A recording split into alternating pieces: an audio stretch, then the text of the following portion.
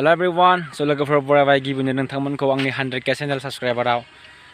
so लोगोफोर माने आं ब्लगिं भिडिअ लाबोनो सानदोंमोन नोंथांमोननि सिगाङाव माने एसे दा कोविड-19 नि एसे प्रब्लेमनि थाखाय माने ब्लगिं भिडिअ लाबोनाय जायाखै so जेरावबो थांनो ओंखारनो हाला माथो कोविड-19 नि थाखाय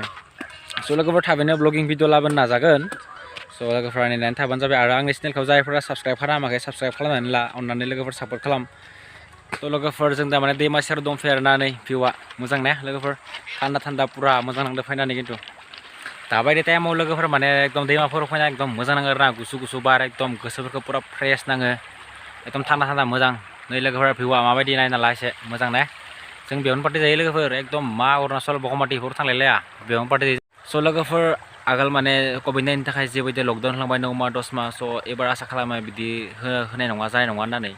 नोंथांमोननो जायाबाथ' मोजां जागोन नोंथांमोननि सायाव एकदम मोजां मोजां ब्लगिं भिडिअ लाबोगोन आंनि चेनेलखौ जायफोरा साबस्क्राइब खालामाखै लोगोफोर अननानै साबस्क्राइब खालामना होबानो जाबाय